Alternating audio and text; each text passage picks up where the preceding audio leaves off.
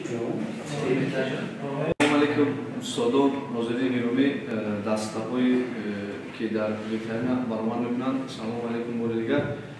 Imroz davri navbati Viktorina ilmiy است bayni kafedrai istehsoli mavod texnologiya va tashkil dar soxtumon guruhi texnolog va digari kafedrai me'mori va dizayn با نام گروه معماران جوان.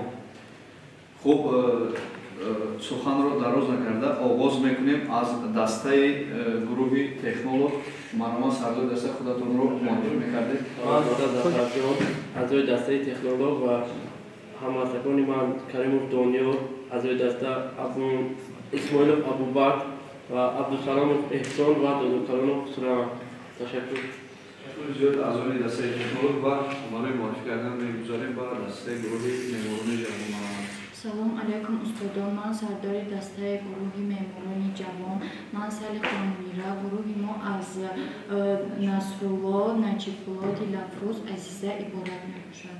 باز میکنیم سوال نخست رو از دسته کافدرای استحصال معمار تکنولوژی و تشکیل در ساختمان مرحبا سردار دسته برای سوال رو گرفتن و نزدیک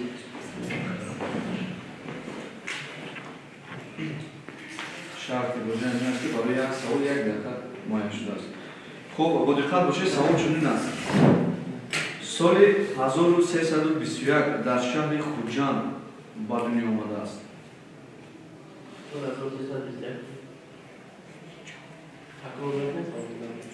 سوال رو بگید. سال 1321 در شهر خوجند به دنیا آمده است.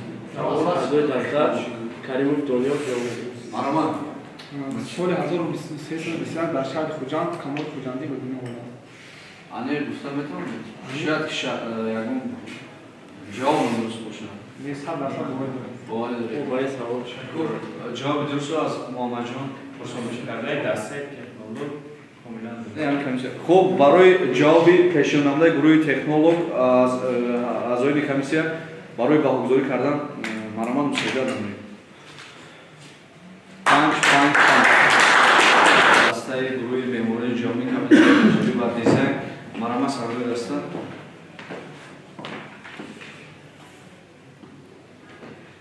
تشکر زیاد. دقت باشید. کمال خوجندی کی و در کجا تولد شده است؟ سوال. کمال خوجندی سال 1321 در شهر خوجند به دنیا آمده است.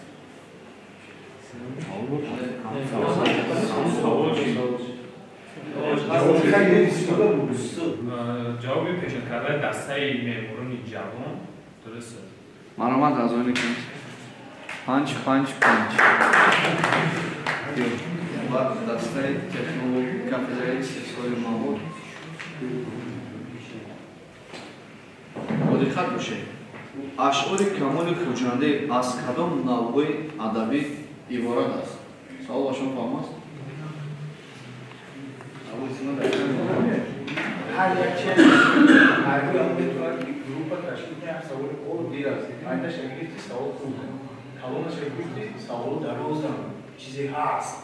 آدم الان میتونه خلاصه کنه. سوال شما شروع کرده سوال باشد. سوال شده بود اشعار کمال خوجندی از کدام نوع ادبی عبارت است؟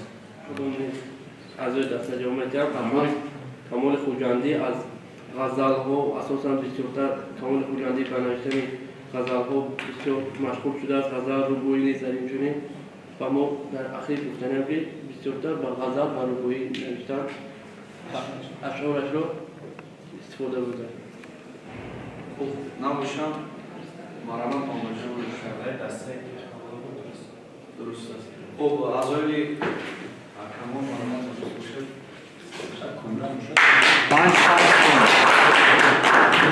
مرحبا سوال نبوده و دسته گروه معماران جوان.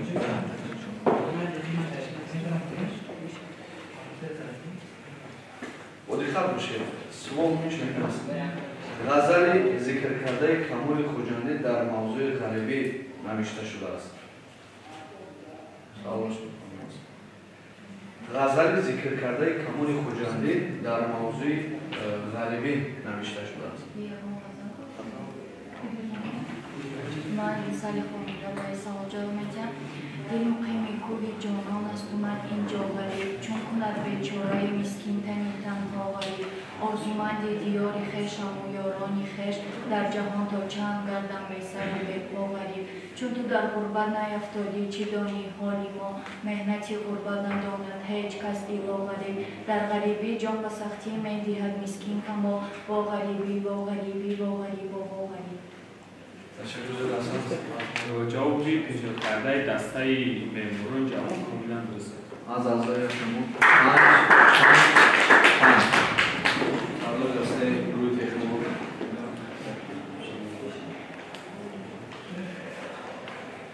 با دقت باشید ایجادیات ادبی کمال خوجندی اساساً از غزلیات عبارت است ولی در دیوان او باز رباعی قصیده قطعه و مثنوی هم به چشم میرسد.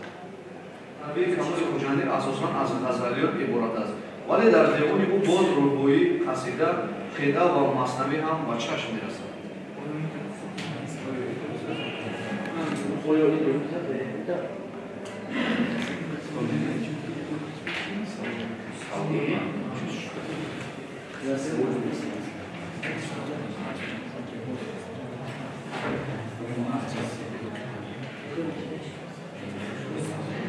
سوال اعضای دسته عبدالسلام و احسان مرحمت احسان اجازات کمال خوجندی درست است که از غزلیات و رباعی بیشتر استفاده بوده است اما ما می‌دانیم که کمال خوجندی با نوشت مثنوی و قصیده شرطر وقت خود را صرف می‌کرده است یعنی مشغولیت زیادی خود را با نوشتن قصیده و مثنوی نگذرانده است کمال خوجندی بسیار اساساً که از غزل بوده است در مورد خود باز به همون درجه‌ای که خودش می‌داند او در اصلا که بسیاری عمرش را در غریبی‌ها در سختی گذرانده است او در همین حیاتی که مشکلاتی که اثر گذرانده است در بس هم رباعی‌ها بسیار سال نوشته است خلاصه اخیرا سرده است خلاصه ما با این جواب اساساً اون با نوشتن غزل و رباعی خوب با این جواب چون که قصیده چیزی نادرست است خوب جوابی دسته تکنولوژی اون میدن درست است درست است احسن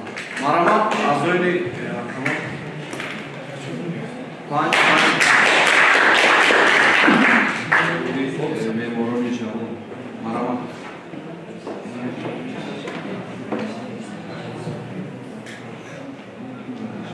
زیاد با دقت باشید نادرترین بازیافت سرز کدام است؟ بازیافت سرز کدام است؟ یک دقیقه در اختیار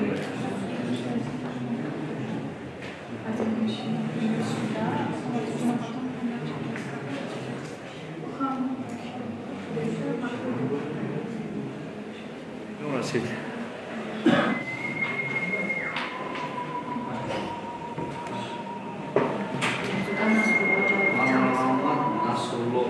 من در این سوال گفتنی هستم که همون یکی از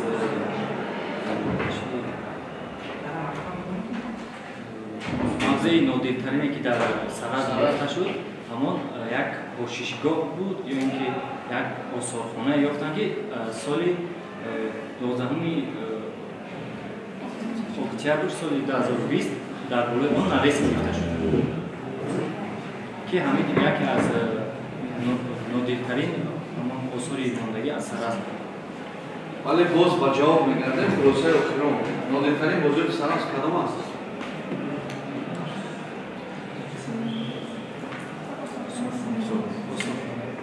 آثارخانه؟ آثارخانه دیگر مثلا جواب رو تغییر داده است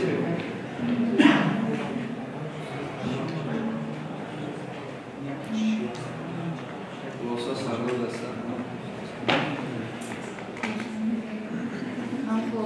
ویها در طور همه انشاءاتی که در آنجا بود در طور آنها ایوان کردند در بالای آثارخانه مکتب ولی باید جواب دقیق باشد نادرترین بازیافت سرز کدام است نادرترین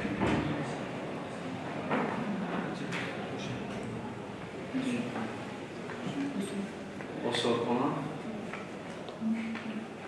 ҷавоби кӯчаккардаи дастаи меъморони ҷавон нодуруст аст. аъзои ҳакамон марамат барои Кисман дуруст аст. Пурра дуруст аст. барои мусоидат кардан.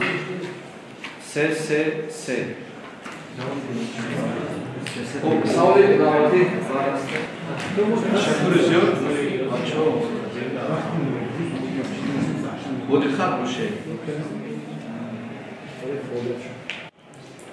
با دقت باشید سوال شده است سال 1500 کدام شهر به جنگ با دست شیبانی خان گذشت سوال با شما فهم است با تاریخ تعلق دارد یک دقیقه در اختیار دارید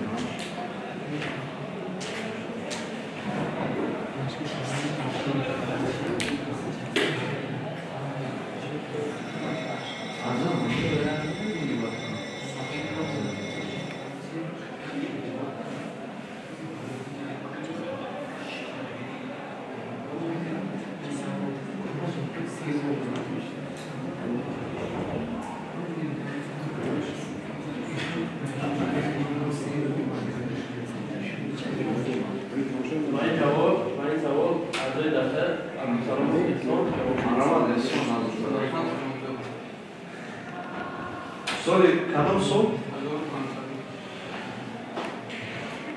یعنی مستقیم در سال 1500 کدام شهر بود یعنی سمرقند به دست شیبانیان سوال چنین بود که سال 1500 کدام شهر به جنگ به دست شیبانی خان گذشت جواب سمرقند تخمین است یا دقیق؟ این معلوماتی داده احسان ما فهمید فکر دیگر زمش خب محمد جان کارکردهای دسته‌ی تکنولوژی پورا نادرست است. سال 1500 با دست شیبانی خان شهر هیرات به جنگ رفت. متاسفانه اعضای حکم پورا نادرست است سه پورا نادرست باشه قسمان سه نه یک قسم دوستان مهنت کنید عربش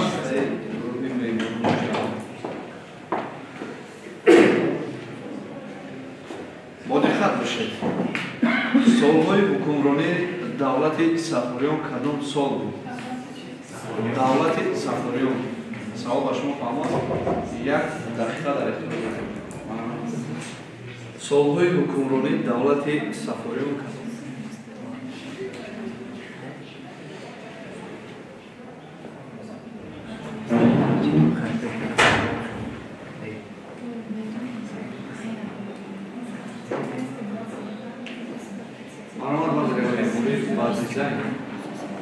وقت و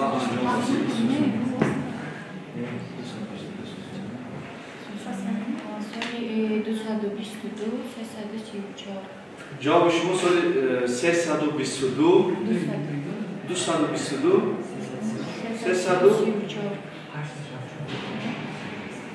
تخلیق کرده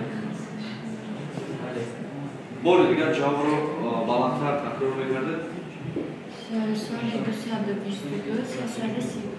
سال 222 334 خوب ҷавоби пешакардаи дастаи меъморони ҷавон пурра нодуруст аст ва ин солҳои 873 солҳои 900 марҳамат аъзои ҳакамон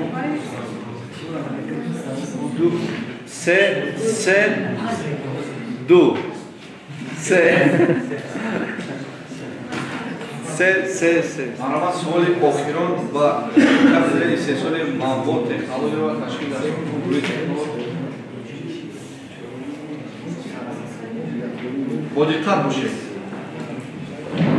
ба мазмуни савол диққат соли 1996 пайкараи камоли хуҷандӣ дар шаҳри хуҷанд гузошта шуд муаллифи ин муҷассама кист савол ба шумо фаҳмад марҳамат як дақиқа дар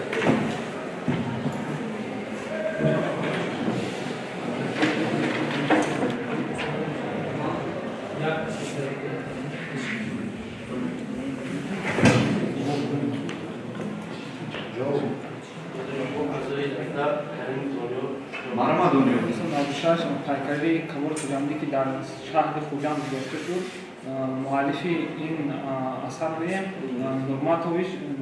Нурматович Надирҷон бошад. Надирҷон Нурматович. Фикрор нестанд? Anne favori come stanno che Nodirjon Nurmatovic. جوابی پیشکرده دسته فکرنامه درست است. درست. کمال‌الدین نورماتوویچ. مرحبا. از این پنچو. نامه با دسته کافدرای معماری و دیزاین گروهی معماران جهان است.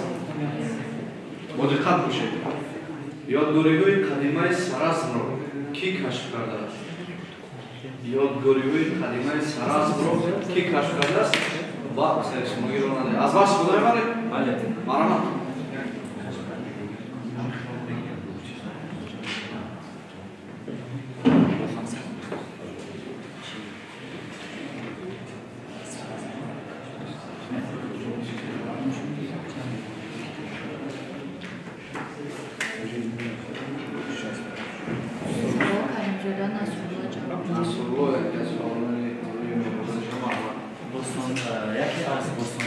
که اولین مرتبه خود همون سرازم رو کشف نمود عبدالله جان اسحاقов میباشد و این چنین در برابر کشف نمودن همون سراز یک چند یادگاری ها رو نیز همون عبدالله جان اسحاقов کشف نموده.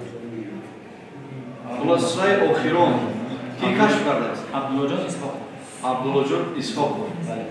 محمد جان جواب پیشکرده دسته معماری جهان کاملا درست. کاملا. مرحبا خدا. 5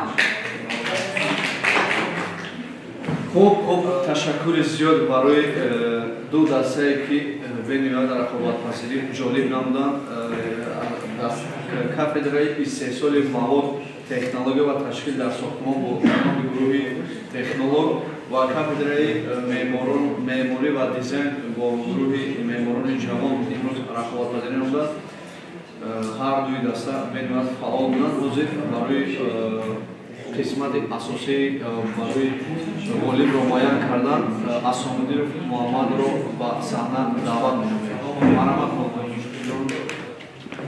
جون عزیز امروز بخشیده با روز پرزیدنت یعنی روز جناب اولی در کنشگاه ما بیشترین گذارده شد و این بیشترین بین دسته‌های تکنولوژ و دسته معماران جوان صورت گرفت و این بیشترین از طرف استادان به‌گذاری کرده شد و با دسته معماران جوان 63 به‌گذاری گردید و با دسته تکنولوژ 67